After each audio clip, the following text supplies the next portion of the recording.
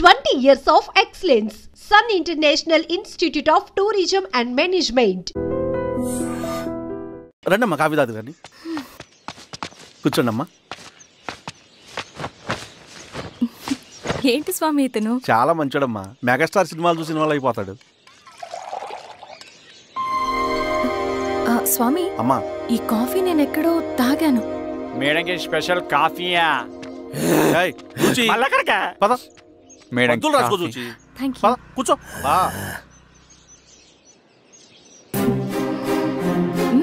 Coffee బాగుంది. ఎవరు చేశారు? మా రవణ పెట్టాడమ్మా. రవి? ఎవరు రమ్మను? రవణ మేడం పిలుస్తున్నారు.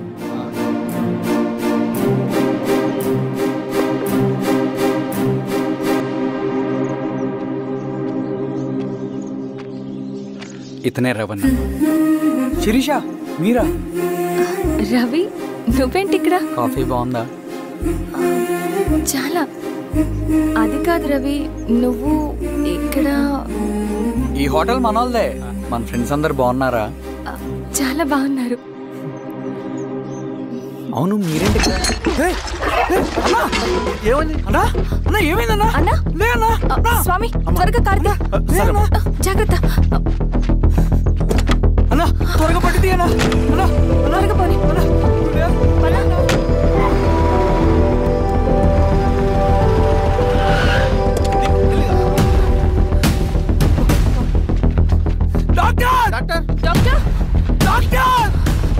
ఏమైంది డాక్టర్? త్వరగా చూడండి డాక్టర్. లోపల తీసుకురండి.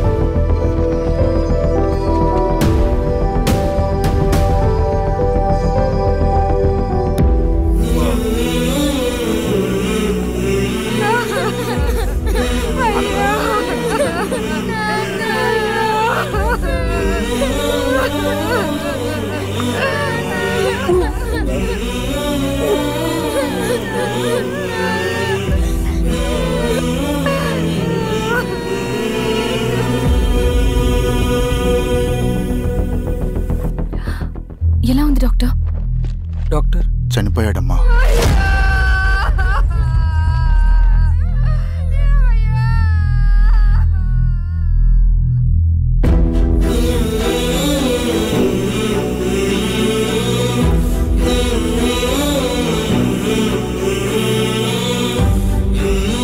ఆ పేపర్స్ ఏంటి రవి?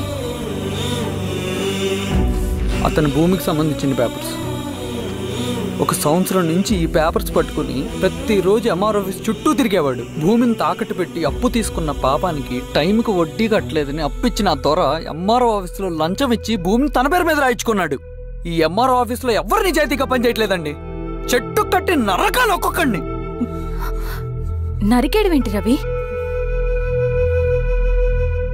నువ్వు కాగితం మీద ఒక బొమ్మ గీస్తావు, ఒక చోట సరిగ్గా రాదు, ఏం చేస్తావు?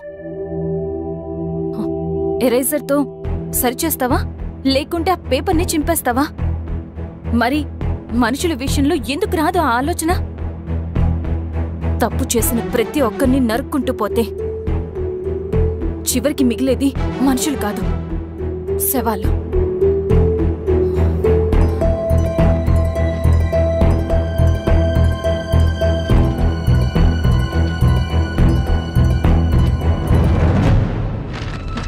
పదరవి రా.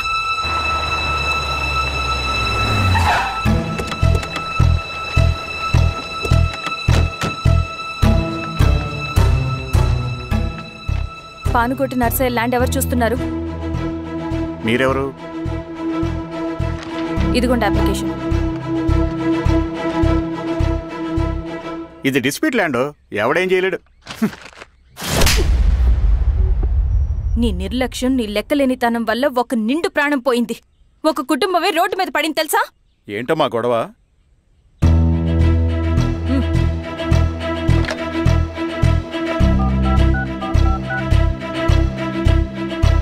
Hello sir.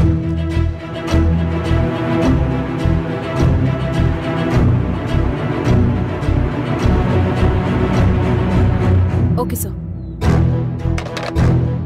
You are dismissed. Pion! నేను ఒక పేపర్ ఇస్తాను, అది కలెక్టర్ గారికి ఫ్యాక్స్ చేయి. అలాగే మేడం. ఎవరమ్మా మీరు? ఈ ఊరికి కొత్తగా వచ్చిన ఎంఆర్ఓ.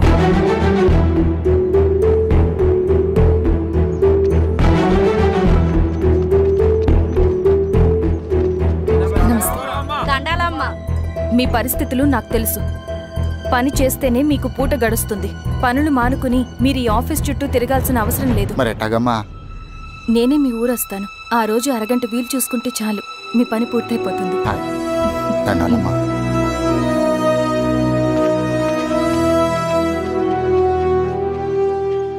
ఎన్నిసార్లు తుడుచుకున్నా పోతాయి, కానీ వీళ్ళ నిర్లక్ష్యంతో పేదవాళ్ల ప్రాణాలే పోతున్నాయి. అన్నయ్య, మన ఊరి సమస్య పేదరికం కాదు, నక్సలిజం. నాలాంటి ప్రభుత్వ ఉద్యోగులు వాళ్ళ డ్యూటీలు సక్రమంగా చేయకపోవడం వల్ల విసిగిపోయిన జనం అడవిలో వాళ్ల హెల్ప్ తీసుకుంటున్నారు. ఒక వ్యవస్థ ఇక్కడ సరిగ్గా పనిచేయనందుకే మరో వ్యవస్థ అక్కడ పుట్టింది. అందుకే నా పన్నం చేయనివ్వండి. స్నానం చేసి రండి, భోజనం చేద్దాం.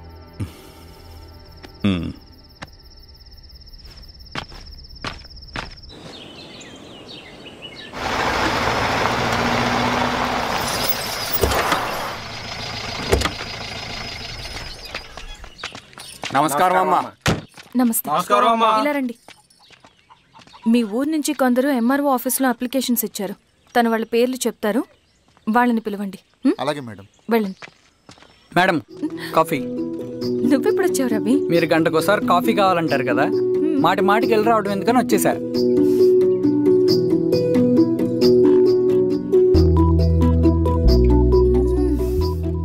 రవి, ఈ కాఫీ కోసమైనా నేను పెళ్లి చేసుకోవచ్చు. అదేంటి అలా అనేసారు? That's a compliment. భలే వారండి బాబు. నమస్తే. ఇలా ఇవ్వండి. చెప్పండి, మీ సమస్యలేంటో. పేరు తలుపుల వీరాంజనేయులు. ఉన్నది 3 ఎకరాల పొలం. చిన్నుపాటి ధనుంజయరావు అనే మహానుభావుడు అందులో 2.5 ఎకరాల భూమిని తన పేరు మీద రాయించుకున్నాడు. అడిగితే నీ దిక్కున్న చోటు చెప్పుకోమన్నాడు. దిక్కులేనాడు కాబట్టి 1/2 ఎకరం భూమి మీదే పెద్ద కుటుంబాన్ని నెట్టుకొస్తున్నాడు. అవునమ్మగారు, ఆ పొలం ఎలాగైనా తిరిగిపించేయండి అమ్మగారు. ఆ పొలం కోసం 3 సంవత్సరాల నుంచి తిరుగుతున్నాను అమ్మగారు. వీరబాబు, వీళ్ళందరి దగ్గర కలెక్ట్ చేసుకో. మేడం, దాదాపుగా ఇక్కడ ఉన్న వాళ్ళందరి పరిస్థితులు ఇవే. వీళ్ళ సమస్యలు పరిష్కారం కావాలంటే మాట్లాడాల్సింది వీళ్ళతో కాదు మేడం, మన ఊరి పెద్ద మనుషులతో. ఇందు మూలంగా 50 మంది గ్రామ ప్రజలకి తెలియజేయదేవనగా శ్రీరామగిరి గ్రామ పంచాయతీ మోతుబడి రైతులు, సన్న చిన్నకారు రైతులందరూ రేపు ఉదయం 10 గంటలకి ఎంఆర్ఓ ఆఫీస్ దగ్గరికి రావాలా.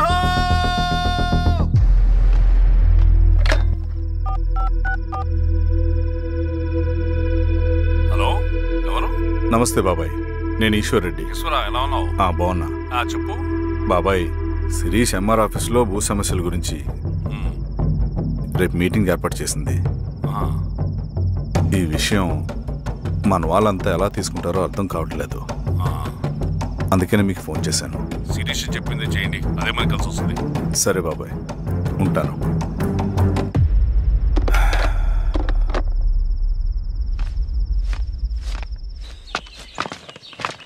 నమస్తే మేడం. నమస్తే అమ్మా. కూర్చోండి. పొలాల్లో పండిన పంట కోతకొచ్చినా ఈ రోజుకి ఒక్క గింజ కూడా తెగకుండా పక్షులకు, పందికొక్కలకు ఆహారంగా పోతుందంటే దానికి కారణం ఇది. ఈ ఊరికి పట్టిన దౌర్భాగ్యం మీరు చేసిన అక్రమాల చిట్టా. కడుపు మంటతో ఉన్నవాళ్లు మీరు చెప్పిన కూలీకొచ్చి ఎందుకు పనిచేస్తారు? దౌర్జన్యాలు చేసి దిక్కున్న చోట చెప్పుకోమన్నారు. ఇప్పుడు అడవే వాళ్ళకి దిక్కైంది. అది ఎవరి తప్పు? మొత్తం 100 ఎకరాల పైచిలుకు భూమి వాళ్ల దగ్గర దౌర్జన్యంగా లాక్కుని ఇన్ని సంవత్సరాలుగా మీరు అనుభవిస్తూ ఉన్నది. మీ అంతట మీరుగా తిరిగిచ్చేస్తారా, లేదా చట్టం ఎలా పనిచేస్తుందో మీకు చేసి చూపించమంటారా? అలా చేయండి మేడం. నువ్వు ఆగవయ్య నరసింహులు, ఏం చేయాలో మా ఎంఆర్ఓ గారికి బాగా తెలుసు.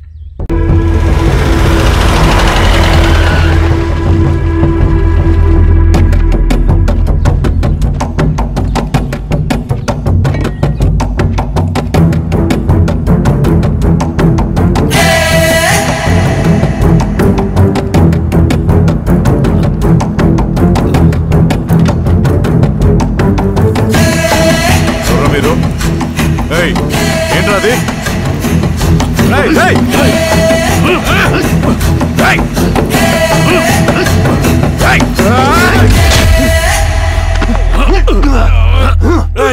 ఎవరు మీరు? ఏం కావాలి?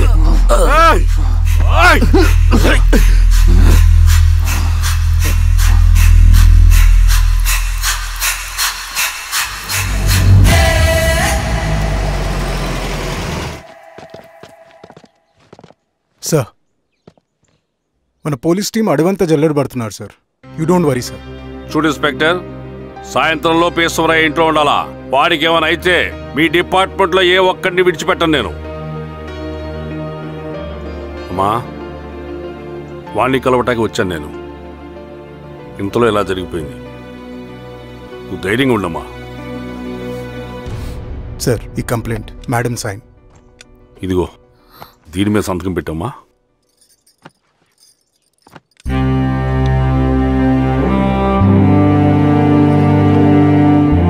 వెళ్ళండి, ముందే లాభం చూడండి.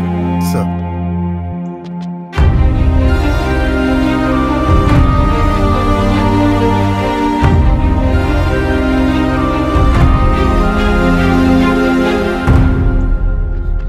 అయ్యా అయ్యా అయ్యా, మన పొలంలో అయ్యా. ఏమైందిరా?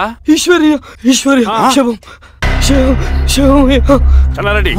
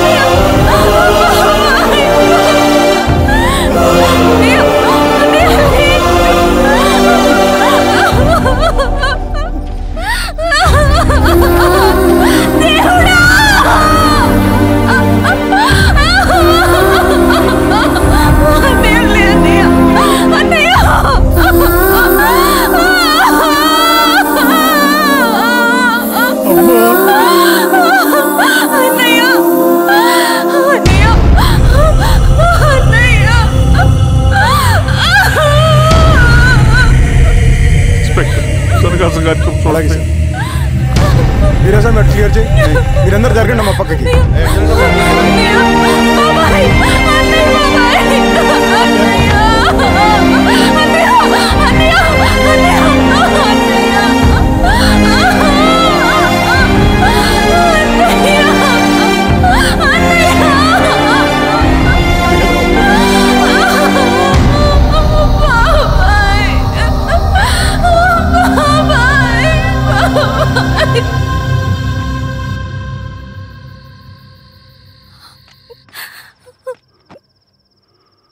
ఊరుకో అమ్మా, ఊరుకో.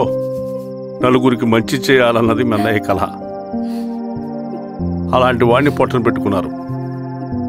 ఆ కళ మధ్యలోనే ఆగిపోకూడదమ్మా. ఇందులో సంతకం పెట్టు.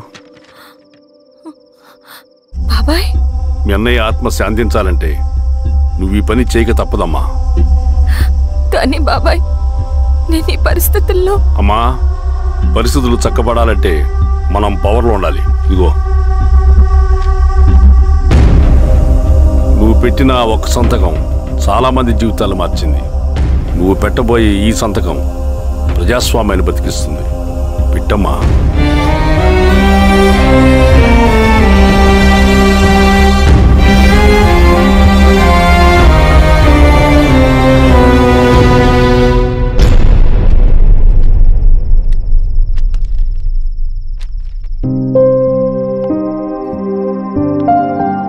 వెళ్ళొస్తాను.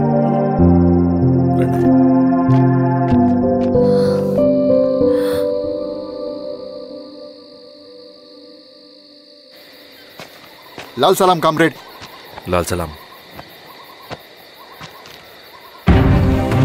పినపాక మండలం జెడ్పీటీసీ అభ్యర్థిగా శిరీషారెడ్డి. రవిని పిలిపించు. లాల్ సలాం కామ్రేడ్. లాల్ సలాం. ఎంఆర్ఓ శిరీష ఈ ఎలక్షన్ నుంచి తప్పుకోవాలి. ఏం చేయమంటావు అన్నా? శిరీషని ప్రజాకోర్టులో హాజరుపరచాలి. అది నువ్వే చేయాలి. అన్నా, ఎక్కడికి పోతున్నాం మనం? సమసమాజ స్థాపన వైపుకు. బలహీనుని బానిసగా మార్చి దోచుకోవాలనుకునే బలవంతుడి గుండెలు చీల్చే వైపుకు.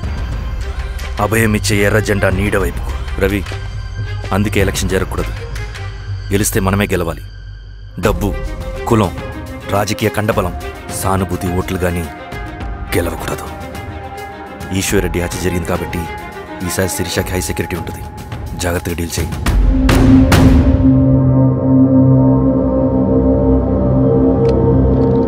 ఇక్కడ విప్లవ లక్ష్యాలకే తప్ప ఎమోషన్కి చోట్లేదు రవి. హత్యకి గురైన నరసింహులకు 2 పసిబిడ్డలున్నారు. అలాంటి ఎందరో పసిబిడ్డల భవిష్యత్తు కోసం మనం ఇచ్చేసినాం రవి. రవి, సెకండ్ వరల్డ్ వార్లో జర్మన్ సైన్యం స్టాలిన్ కొడుకుని బంధించింది. తమ జనరల్స్ని వదిలిపెడితే గాని నీ కొడుకుని వదిలిపెట్టమని బేరం పెట్టింది. స్టాలిన్ ఏం చేశాడో తెలుసా? దేశం కోసం తన కొడుకుని వదిలేసుకున్నాడు. కానీ జనరల్స్ని వదిలిపెట్టలేదు. అది కమిట్మెంట్ అంటే. అదే కమిట్మెంట్ నీకు మన ఉద్యమం పట్ల ఉంటే వెళ్ళి శిరీషని తీసుకురా.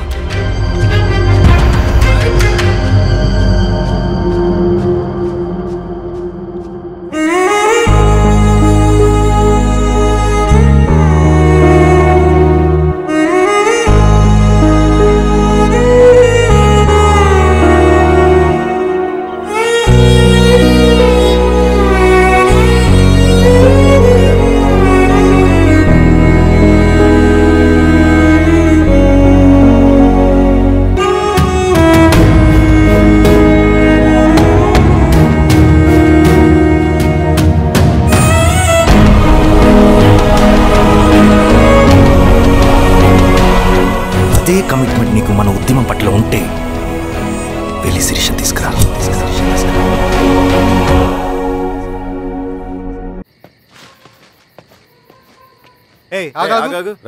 సార్, రవి మనోడేరా? వెళ్ళు. అమ్మా, భోజనం తీసుకురమ్మంటారా? నాకేమొద్దు.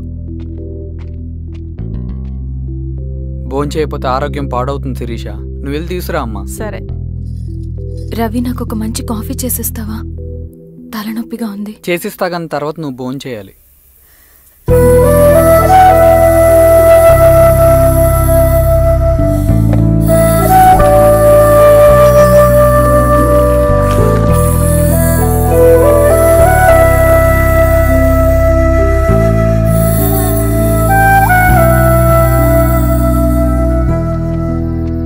మీరేంటిలా? మంచినీళ్ళ కోసం వస్తున్నాను. ఓ, లోపల ఉన్నాయి, పదండి.